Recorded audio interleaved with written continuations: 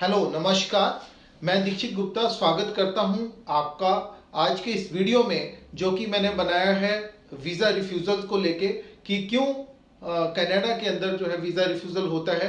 तो आपको किन बातों का ध्यान रखना है जिससे कि आपका वीज़ा रिफ्यूज़ल ना हो। तो सबसे पहले, जैसे कि मैंने आपको पिछले वीडियो में भी बताया था कि हमें जो फाइल लगानी है, जो भी आप फाइल लगा रहे हैं, किसी भी एजेंट के थ्रू लगा रहे हैं, हमारे थ्रू लगा रहे हैं, आपको उसमें एसडीएस कैटेगरी में फाइल लगानी है। और एसटीएस कैटेगरी में हमें तीन बातों का ध्यान रखना है कि एसटीएस कैटेगरी में अगर हमारी फाइल लगती है तो हमारे पास वैलिड इंग्लिश प्रोफिशिएंसी टेस्ट यानी कि आइट स्कोरिंग होनी चाहिए, दूसरा हमारा जीआईसी होना चाहिए और तीसरा हमारा 1 ईयर की फीस होनी चाहिए। तो अगर हम एसडीएस कैटेगरी में फाइल लगा रहे हैं तो वीज़ा चांसेस बहुत ज़्यादा रहते हैं, लेकिन फिर भी कई बार एसडीएस कैटेगरी के अंदर भी रिफ्यूजल्स होते हैं। उनके क्या रीजंस होते हैं, क्यों वीज़ा रिफ्यूज़ होते हैं, मैं आज के वीडियो में आपसे शेयर करूंगा। तो जैसा कि मैंने आपको पहले बताया कि आपका एक वैलिड आइट स्कोर होना चाहिए, और आइट स्कोर अगर आप यूजी कोर्स के लिए जा रहे हैं, आप डिप्लोमा कोर्स के लिए जा रहे हैं या आप सर्टिफिकेट प्रोग्राम के लिए जा रहे हैं तो आपका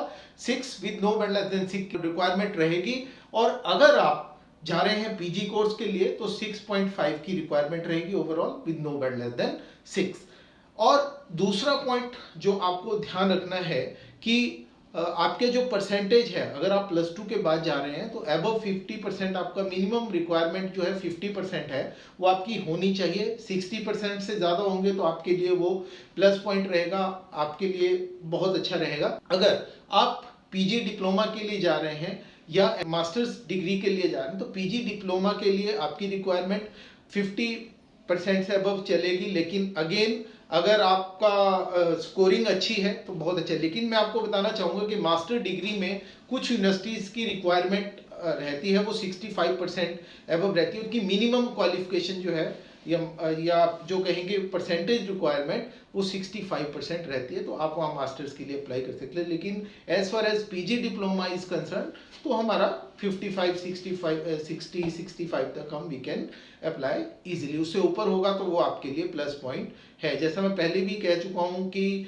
कनाडा जो है इतना स्कॉलरशिप फ्रेंडली नहीं है, तो स्कॉलरशिप्स बहुत कम रहती हैं कनाडा के अंदर। उसके बाद हम जो बात करते हैं गैप की, अगर आपने +2 किया है या आपने ग्रेजुएशन की है तो अगर उसके बीच में गैप है, 2 साल का गैप है, 3 साल का गैप है, doesn't matter, but gap should be justified. वो जस्टिफाइड होना चाहिए आपका गैप, वो प्रॉपरली जस्टिफाइड है तो you will not face any problem for getting the visa.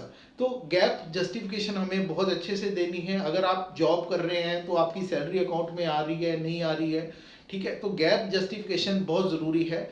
कई स्टूडेंट्स क्या करते हैं, वो अप्लाई कर देते हैं वीज़ा में, वो गैप शो नहीं करते। तो डेफिनेटली अगर आपने गैप नहीं बताया है और गैप जस्टिफाइड, और जस्टिफाइड मान लीजिए कोई स्टूडेंट है, उसने +2 किया, उसके फादर बीमार हो गए, किसी हॉस्पिटल में एडमिट हो गए, मान लीजिए पीजीआई में एडमिट हो गए या एम्स में एडमिट हो गए और उसको टेक केयर करनी पड़ी, तो आप उसको बताइए कि sir this was the reason, ये गैप है, और उसका डॉक्यूमेंट साथ में लगाएं। अगर फादर आपके बीमार थे या एडमिटेड थे, 1-1.5 साल आपको उनको टेक केयर करना पड़ा या उनका बिजनेस संभालना पड़ा, तो उसकी एक प्रॉपर जस्टिफिकेशन दें।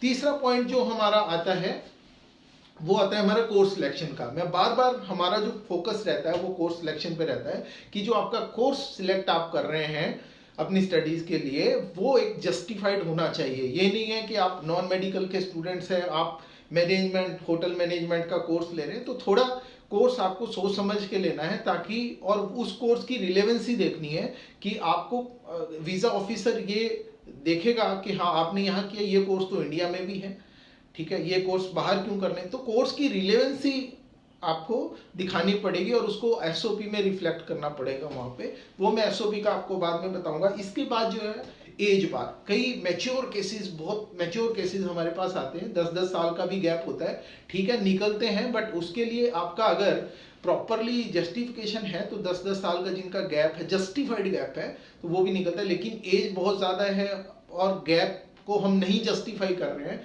तो वीज़ा रिफ्यूज़ल आने के चांसेस बहुत ज़्यादा रहते हैं। उसके बाद बात करना चाहूँगा एसओपी की। एसओपी एक बहुत मेजर डॉक्यूमेंट है वीज़ा फाइलिंग के लिए, जिसे हम कहते हैं स्टेटमेंट ऑफ पर्पस। तो स्टेटमेंट ऑफ पर्पस जो है आपकी बहुत नाइसली रिटर्न होनी चाहिए और हर एक उसका जो आपका पॉइंट है वो डिस्कस होना चाहिए। आपका पर्पस क्या है कि इस यूनिवर्सिटी में जा रहे हैं, वाई दिस प्रोविंस, तो you should be ready with all these explanations. तो उन एक्सप्लेनेशन को हमें एसओपी में देखना है, और एसओपी काफ़ी ज़्यादा वाइटल रोल प्ले करती है आपके वीज़ा आने के लिए। तो गाइस, अगर आप फाइल लगा रहे हैं या प्लान कर रहे हैं आपका वीज़ा रिफ्यूज़ल ना हो, तो आप इन जो मैंने आपको बातें, और भी बातें हैं लेकिन ये मेजर चीज़ें हैं, मेजर पॉइंट्स हैं जो आपको ध्यान में रखने हैं। अगर आप इन पॉइंट्स का ध्यान रखते हैं तो डेफिनेटली आपके वीज़ा आने के चांसेस बहुत ज़्यादा रहते हैं। फाइलिंग आप अच्छे से करवाइए।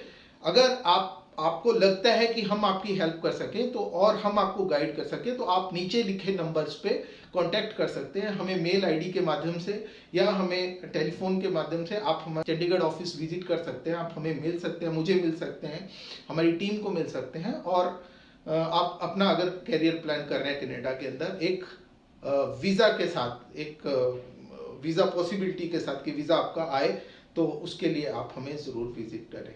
ज़्यादा मैं कहता हुआ आज के लिए इतना ही। धन्यवाद, नमस्कार।